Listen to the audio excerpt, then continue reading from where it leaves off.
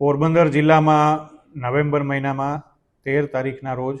Sicily ગામ Bagvadar police સ્ટેશનના Sicily ગામ ખાતે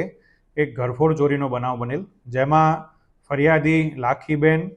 ભૂપતભાઈ ઓડેદરા, જેઓ સિસલી ગામ ટીંબાવાડી વિસ્તારના રહેવાસી છે, તેમની વાડીએ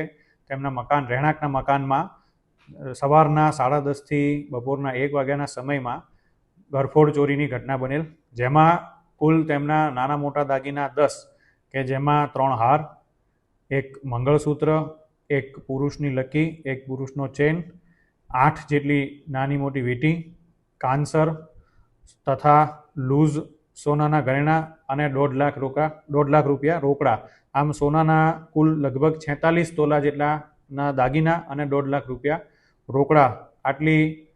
ચોરીની જે એમની મિલકત છે એ ચોરાયેલ. ત્યારબાદ આ ગુનાની તપાસ બગવદર પોલીસ સ્ટેશન દ્વારા હાથ ધરવામાં આવેલી હતી અને આ બાબતે ઊંડાણપૂર્વક તપાસ કરતા હ્યુમન ઇન્ટેલિજન્સ દ્વારા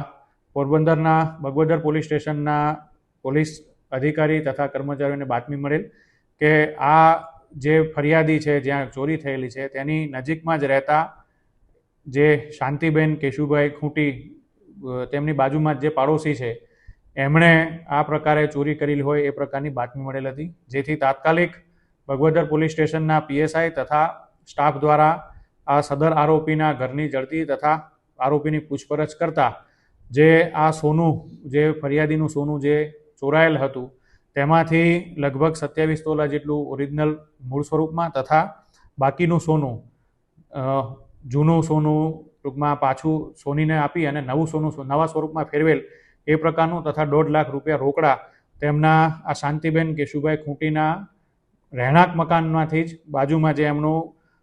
મગફળીનું જે ગોડાઉન આવેલું હતું ત્યાંથી આપણને મળી આવેલ તથા આરોપીએ પણ સદર ચોરીની કબૂલાત આપેલી હતી. આમ બગવદર પોલીસ દ્વારા કુલ 45 તોલા તથા 1.5 લાખ રૂપિયા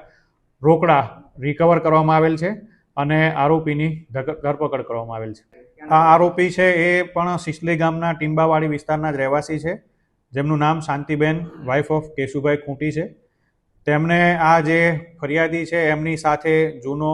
કોઈ જમીન બાબતનો અણબનાવ હોય એનું મનદુખ હતું, જેને લઈને તેમણે આ ચોરીને અંજામ આપ્યું હોય એવું હાલ પ્રાથમિક તપાસમાં જણાઈ આવેલ છે. અને આ સાથે અમારી તમામ પોરબંદર જિલ્લાના જ્વેલર્સ તથા સોની ભાઈઓને વિનંતી છે કે આવી રીતે કોઈ પણ પ્રકારે કોઈ શંકાસ્પદ પોતાના ઘરેણાં કે અન્ય કોઈ પણ પ્રકારની માલ મિલકત વેચવા માટે આવે છે અને આપને જો શંકાસ્પદ લાગે છે તો પોલીસને તાત્કાલિક જાણ કરશો, જેથી આવી રીતે કોઈ પણ ગેરકાયદેસર રીતે પચાવી પાડેલા કોઈ પણ ઘરેણાં કે કોઈ પણ માલ મિલકત હોય તે આપણે જે મૂળ ફરિયાદી છે એને પાછા પરત અપાવી શકીએ.